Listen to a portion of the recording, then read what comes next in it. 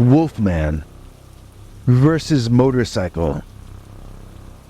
Dear Scary Stories NYC, I got a story that some of you might find a bit crazy, but I expect I'd say the same if you told me one of your secret stories. And this is a secret one. I haven't talked about this for years. I did confide in some people back closer to when this happened, but I hope they've forgotten about it. I'm going to keep this anonymous and hope none of them realize who this is writing to you. I'm about to tell you a true story that happened to me, which has different effects on different people. I've had one guy tell me that my story proved to him that Dogman is not real. And I've had more than a few say the opposite, that what happened to me convinced them that Dogman is real. I don't know what a Dogman is, even though this happened to me. Is it a wild animal? Is it a werewolf, or is it a sorcerer in a transformed appearance? Is it a skinwalker? If so, what exactly is a skinwalker? I guess I'm really wondering if it's real in the same way we are, or if it's something we might call paranormal, or supernatural, or possibly alien, depending on your worldview.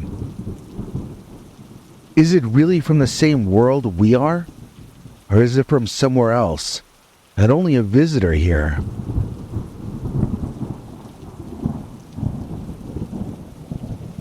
Now, some of you may have already made up your minds that Dogman is just a bear with mange.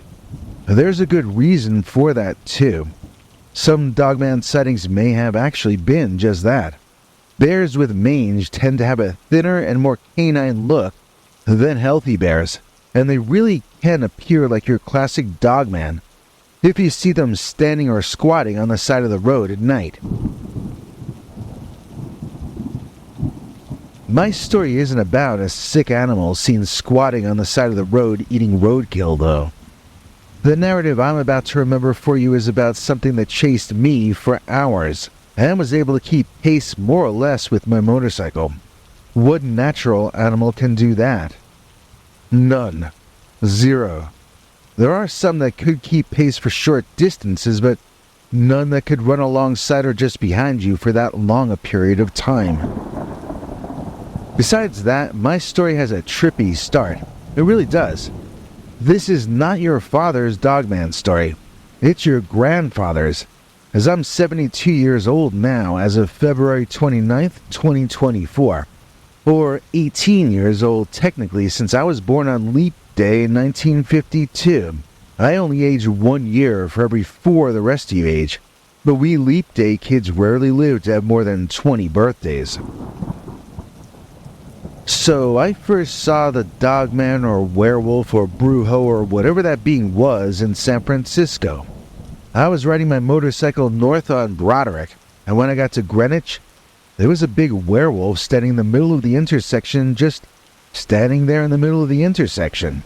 It was late at night and there was no traffic except me. So this monster, a really big tall man covered in fur, with a sort of a dog-like head, you know, a werewolf, and a big muscular one. Well, he was standing up on 2 legs like a man, and he was staring at me through animal eyes in the middle of the intersection. I say animal eyes because there was eye shine, and humans are not supposed to have that. This guy did. I remember thinking that I had a lot of driving still ahead of me that night, so I just drove around the werewolf and he just watched me do it. Next thing I knew, I was a few blocks north on the Golden Gate Bridge, driving north out of San Francisco in a deep and dense fog. And werewolves were the last thing on my mind. That's the way it was when I was a young man. I only cared about what was happening in that moment. These days, when I can do that, I consider it a moment of zen. In those days, it was just that I was usually very stoned all the time, and that can be a different doorway into the now than the kind Eckhart Tolle teaches. That's the kind of doorway into the now that incorporates instant memory loss once you're experiencing something new. I was like a human Cheech and Chong movie in those days. But this is not a story about that. In fact, I don't smoke any of that stuff in this story at all, so you don't have to worry about YouTube censor bots or anything. But being the guy that I was back then, it's probably a good explanation of why I just drove around the dogman at the intersection in San Francisco. It was not as crazy a time as now, but it was still a pretty crazy time. Now you dodge poop on the sidewalk. Back then you dodged werewolves at the intersection. I'm kidding, this was the only time I saw a werewolf in the city. I wasn't kidding about the poop on the sidewalk, but that's a topic for a different video. I have to briefly explain where I was riding my bike to for any of this to make sense. I was driving from San Francisco to where this young woman I was enamored of had invited me to vacation with her that weekend. Namely, I was driving north to Eureka, California, and the path I had chosen was the scenic Redwood Highway. I was driving at night to avoid traffic and also because this particular young woman was very talented at making sourdough pancakes. Getting to her house by breakfast time was vital in my pancake-loving mind of that era. But mainly I was driving at night to avoid traffic, which was already legendary in California in those days. Johnny Carson would make jokes about it, and in those days jokes were still things that we all found funny, if you can believe it. So anyway, I know that some of you might find it hard to believe, but I had pretty much shrugged off the only cryptid sighting of my life and moved past it immediately.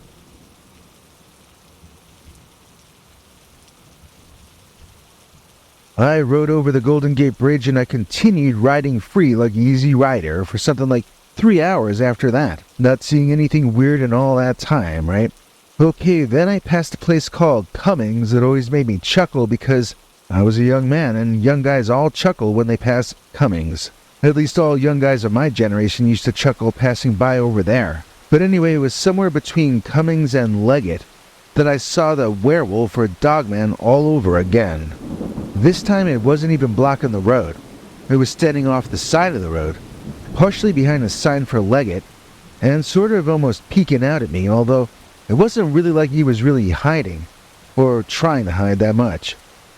I've looked for the sign that I remember on Google Maps, but I don't see it. I remember there was a grassy hill going up on my right, and I came around a curve, and there was the Wolfman, the same one as back in the city.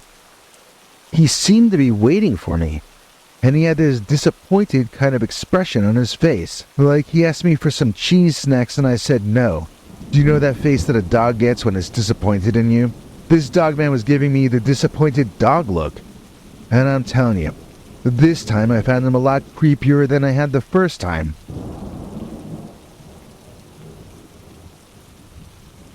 Of course, by this time I'd been riding for 3 hours into the dark night up in the hills, with nothing between me and this wolfman except air. Back in the city with electric lights all around, I didn't really think about it when there had been a werewolf blocking the intersection, but this was different. Now I was in the dark, in the country. Now I was on his turf. Now, for the first time, I wondered what that was, standing in the grass staring at me. Now for the first time I also wondered what I had seen back in San Francisco. And I was forced to wonder, was this really the same creature I had seen back in the city? Or was this an identical one? Identical what, though? Suddenly I noticed how cold it was. I don't know if it had been cold the entire way, or if it had suddenly become chilly, but I was shivering. And I wasn't having fun on my scenic ride any longer. I kept looking behind me to try to see that wolfman creature, but it was soon out of sight. Not out of mind, though. Not this time. I kept feeling like he was going to come running up behind me, although the idea of that seemed insane. While I had my head turned around to the right looking behind, I felt a sudden hard pain on my left shoulder. I pulled the bike hard to the right and looked over to see what was going on. I found myself facing that wolfman again, only now he was on the highway next to me, running as fast as my bike was going. The beast grinned at me, and I saw every one of his teeth in my face, in explicit detail. I smelled his breath at 50 miles an hour, and I nearly fainted dead away. If you faint on your bike going that speed, you will end up dead away. I gunned it, trying to gain speed on the creature, and I could have sworn I heard it laughing as it slowed down and allowed me to get away from it. How had he snuck up on my left like that?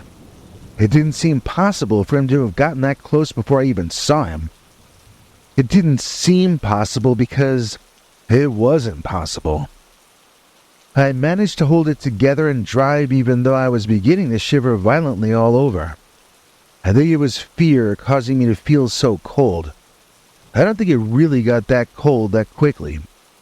I was not doing well, and I wanted to pull off the road and stop. But I didn't think that would warm me up, so I just kept going on and on and on. When I saw the monster again, standing on the side of the highway and grinning at me in the foggy night, I was already going as fast as I could make the bike go. I wanted to go faster, but I literally couldn't. I also didn't know how long I could keep my Honda doing what I had it doing. The next time I noticed the Beastman, he was back to chasing me. Once again, he was close to me before I saw him approaching. There wasn't anything I could do except keep pushing the bike to go further and to go faster. There wasn't anything in the world except pushing that bike and praying for safety and guidance. My entire life went into that prayer and that effort to go faster and to evade that clearly intelligent nightmare of a wolfman, dogman, lugaroo, rougarou monster, caveman thing running on two legs as fast as my bike could go.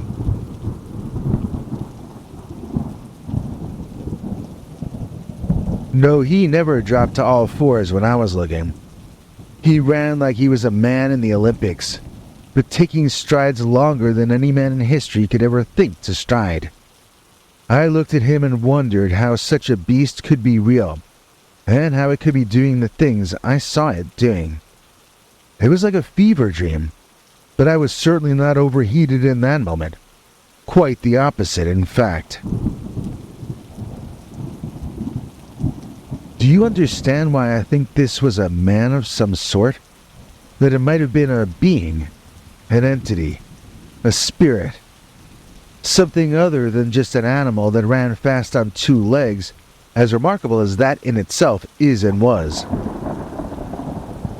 This was an intelligence that had great power, and was capable of propelling itself insanely fast down a highway, apparently just to laugh at my reaction to seeing him do that. How was he able to get ahead of me over and over again? It was like something out of the Twilight Zone in a way, but also like something from an old Bob Clampett Bugs Bunny cartoon on the other. This was how absurd each of these scenarios was. But in that moment, the main thing I was praying for was company. Human company.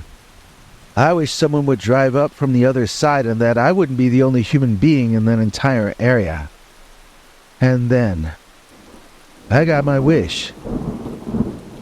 Headlights approached from the other side of the highway, and I saw them illuminate the road around me and me myself. And when that happened, I saw that there was no more werewolf chasing me.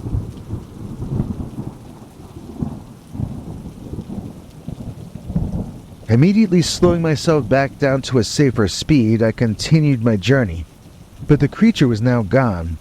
Well, until the light of the oncoming traffic was gone, and then I felt a tap on my shoulder. The dogman was right there, already somehow caught up with me. I began to wonder if he had gone and run in the woods parallel to the road when the traffic approached. But how could he have run a broken field course while I drove straight, and still caught up to me so easily? How he did it I still do not know, but the Wolfman entity would be there, running at speeds that it simply could not have been able to achieve and maintain. Sometimes it would be so close that it would tap on my shoulder to taunt and frighten me, but when any other traffic would drive by, I would not be able to see the monster any longer. I never once saw it approaching, and I never once saw it leave. It would either be there or it wouldn't be there. I'm not sure if it would run into the woods or what, because I never actually noticed when it would disappear. I was constantly focused on keeping my bike moving as fast as I could do under the hazardous foggy weather conditions. Oncoming traffic once again led to the dogman disappearing somewhere between Bellevue and Alton. But after that, it didn't reappear to me either that night or ever again. I suppose I should say never again so far, since I guess the Beastman might be looking outside my home even as I write this down, so many years later.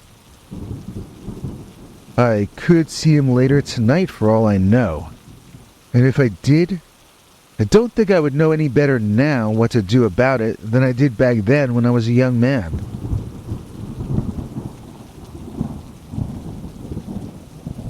You know, I had a sense of great age and wisdom when that thing was chasing me, and that was possibly the scariest part of it to me. Why would something wise do something so Looney Tunes? I don't think this was a wise old man who learned how to cast spells or anything, but I do think it was a sorcerer. I think this was some kind of advanced kind of a human. That's what I think. Bear with me because this sounds crazy and weird, and I know that it does. But please hear me out before dismissing my ideas. I think some of the deepest knowledge there is gets buried in children's literature and forgotten otherwise. This way, when the knowledge is rediscovered, it can be ridiculed easily. Why, that's fairy tale nonsense from a Grimm's bedtime story for children. That can't be true. Like, the vision I had when that thing was keeping pace with me or disappearing at will was that it was something that was at once the same as our species and yet totally different too. The idea I had was like the witches in that old sitcom Bewitched, or the genies in that old sitcom I Dream of Jeannie. Ridiculous shows, I admit. Both of them are about races of people who don't just know magical spells or incantations, but who are a race apart from humans, who have innate inborn super psychic powers. They can change their own appearance and they can even change your appearance. It's played for laughs and kids usually like both shows, but could both be hiding deeper underlying truths, probably without ever even meaning to. Now I think the werewolves or dogmen are a species older than us. When I say that, I am not saying they are an undiscovered cryptid species of canines that run around upright. I am saying these are people who are so advanced compared to us that they understand how to change themselves into whatever they want to be, or at least into more things than we know how to be. Do they change at a molecular level?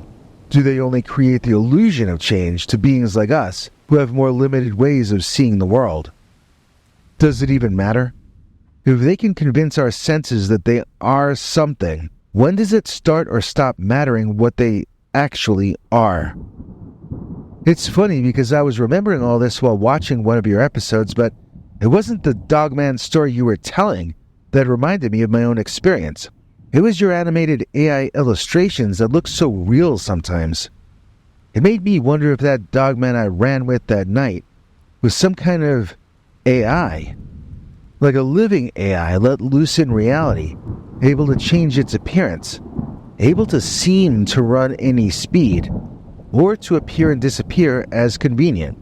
Maybe it was both there and not there. And maybe I got to see AI that night, decades before most people ever got to see it. At least that's my latest guess at trying to explain the night of Wolfman Vs Motorcycle.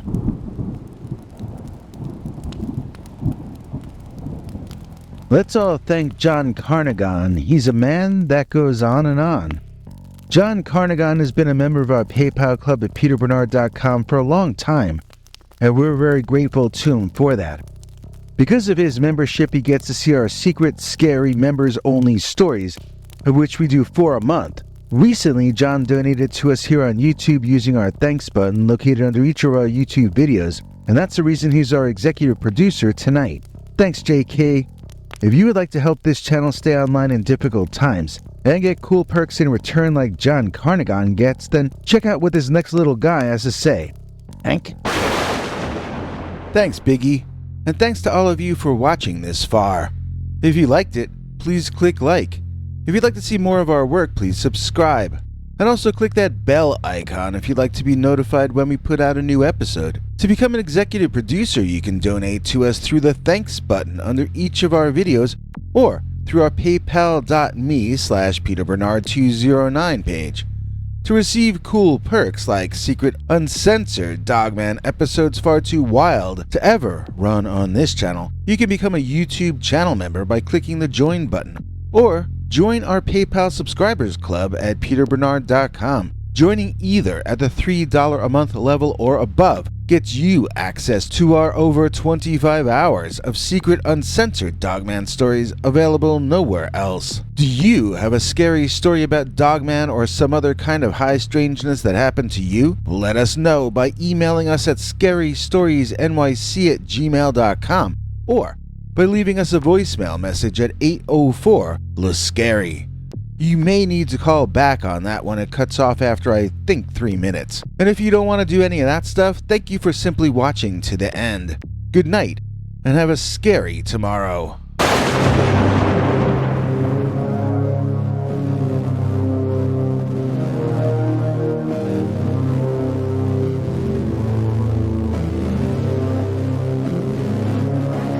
Come back for more scary stories.